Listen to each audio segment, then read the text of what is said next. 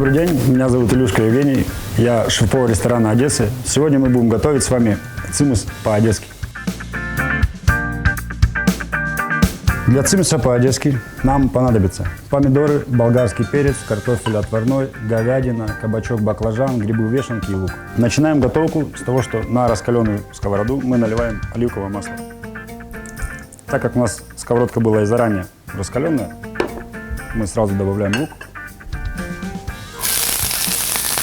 Добавляем чуть-чуть соли, слегка пассируем. Мы берем болгарский перец, помидор, кабачок, баклажан. Бросаем болгарский перец, помидор, кабачок с баклажаном. Все овощи были заранее маринованы соевым соусом, потому что все овощи, как мы знаем, любят соевый соус. Пассируем минут 5 на маленьком огне. Для того, чтобы овощи имели свой вкус, закрываем крышкой, чтобы они дали сок. Нам еще понадобится лук зеленый, цветы бархатки и чеснок. Добавляем в овощи наши грибы, вешенки, заранее отваренные.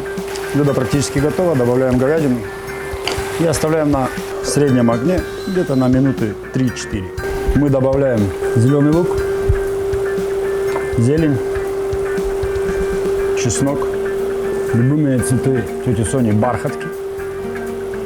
Мы его буквально на минутку закрываем, разогреваем жаровню, буквально пару минут.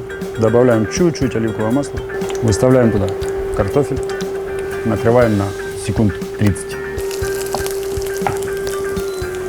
Берем наше отстоявшееся мясо, горочкой выложим на жаровню. Добавляем сока, который остался. Цимус по-одесски готов. Приятного аппетита!